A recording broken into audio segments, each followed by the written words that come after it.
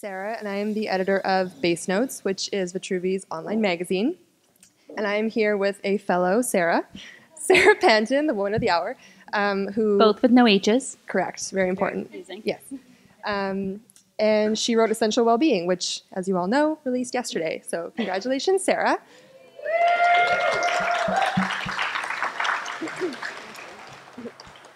I get to... Oh. Other people applauding. Wow, effects. What's happening? That was all just like when they add in applause. Yeah. Just like to get one clap. The laugh track. Do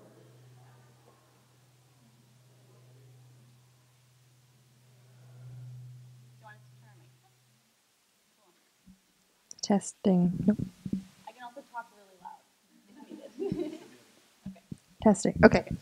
So I get to interview a lot of people for my job, and it's really fun to be able to kind of bring that process inward and speak to you in a way that I would speak to a lot of people that we interview for the site. So thanks for being here. To start off... Very scary because she's an incredibly good interviewer. So lots of hardballs are coming your way. Oh, no. So to start off, most people probably don't know that the origins of Vitruvi actually started in your bathtub when you were learning about botanicals and blogging about your findings. So content and education has always been important to you. Why was now the time to channel that into a book?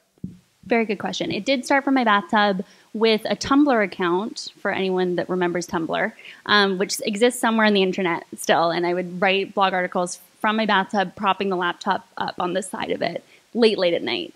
I never dreamed this would happen. But to answer your question, I actually didn't think this was the right time to write a book. It was an incredible opportunity, and it's something that I had hoped to be able to do a decade or two from now. And so taking this on as a project really kind of embodied the ethos of Vitruvi, where we don't pretend to be experts, and we're very much about exploring and figuring things out as we go. And that's really what the process of the book was. And so it's a giant experiment of a lot of face masks.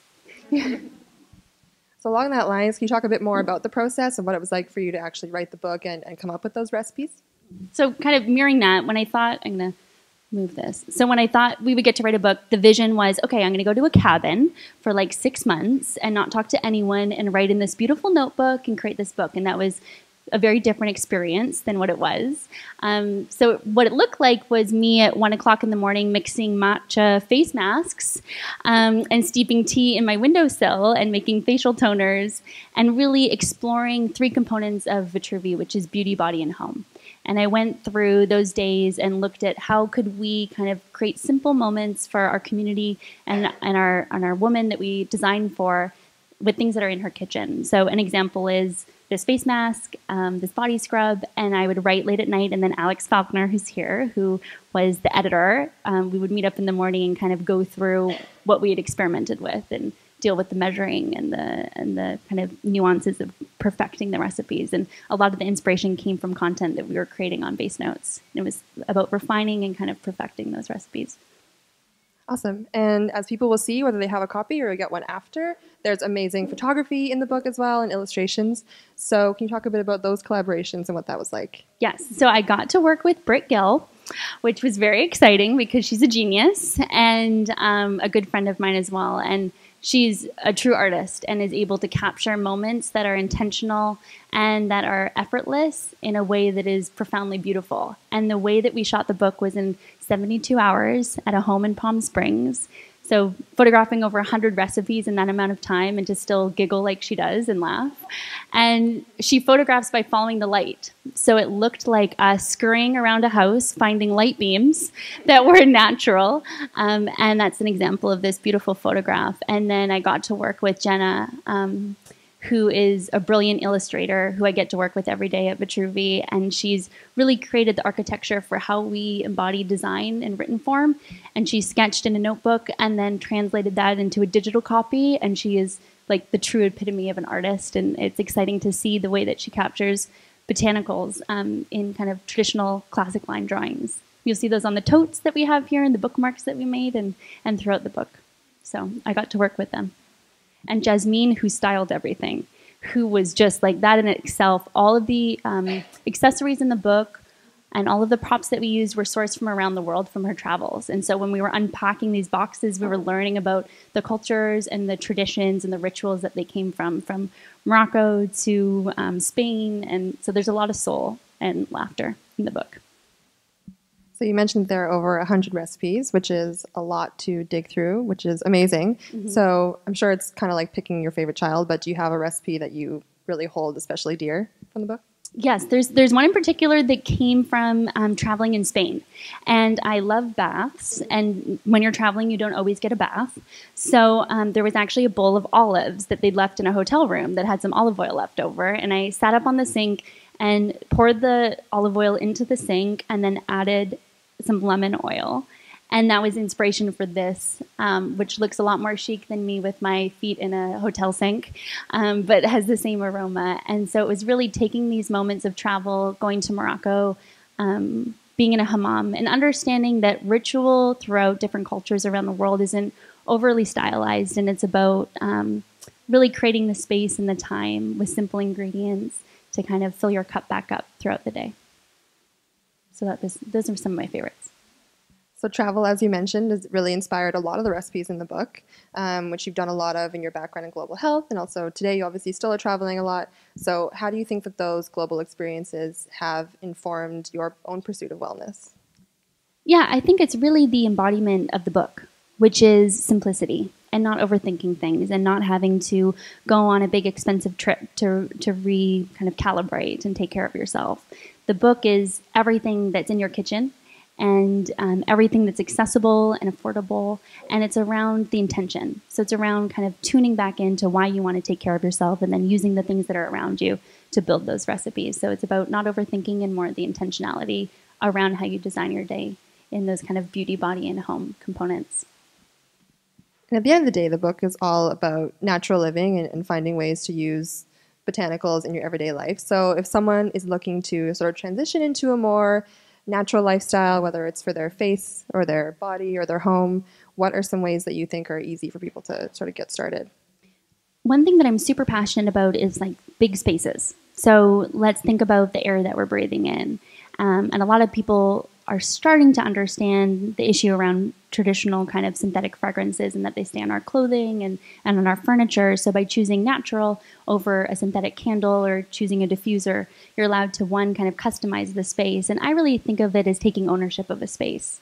And so sometimes our days are so crazy and there's so much going on. And by choosing the aroma that I get to fill a room with, it's like I get to quietly command that space and choose the energy for it.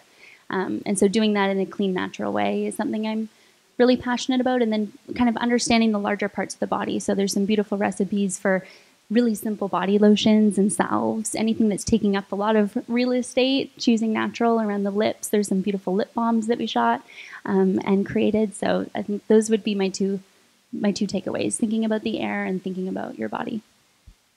Going behind the scenes for a moment, are there any sort of funny moments from creating the book that you'd like to share? Yes, there is many. I think Britt has a lockdown for some of them that she's probably not allowed to share. But the cover photo was, I think, hour 70 of shooting, potentially. And there was definitely a few margaritas then consumed.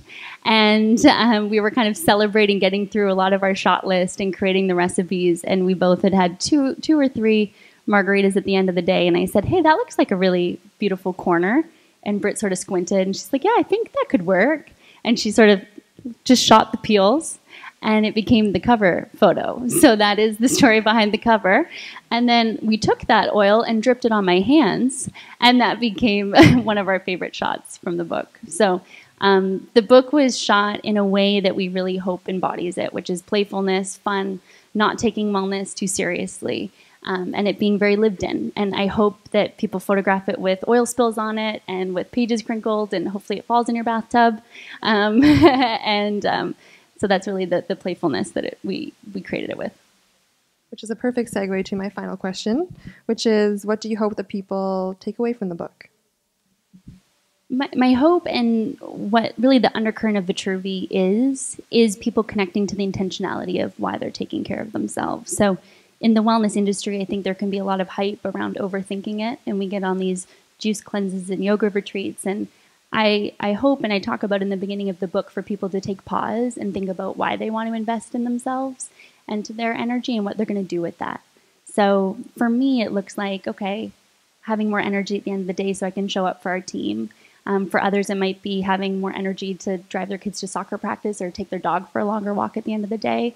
But at Vitruvi, I would say we're really passionate about helping people live impactful lives, however that looks. And the hope for this book is these simple moments that you can have throughout the day to refuel that cup, and then to really think about what you're going to do with that energy and to go do epic things. And that's it. Great. And I wanted to, kind of on that note, bring up Brett Gill to say a gigantic thank you to you and to Jenna and to Alex, if you want to come up. Because they are actually incredible and a huge... Yeah, no, come stand. Yeah. So thank you all. Come stand over here. So yeah, getting to work with these 3 women was an absolute honor, and their design and passion and the relentless pursuit of perfection and whatever that means to them was such an honor. So thank you, the 3 of you, for all of your work. It was incredible. And to my parents. And to my parents for making us move to a farm when it wasn't cool. So thank you. And thank you all for being here tonight. And I'm just blown away that everyone's here. And I hope that this is just a little treasure and reminder that you can take home. And Sarah will be around to sign books for whoever buys them, which should be all of you. Thank you. Exactly. Thank you all so much.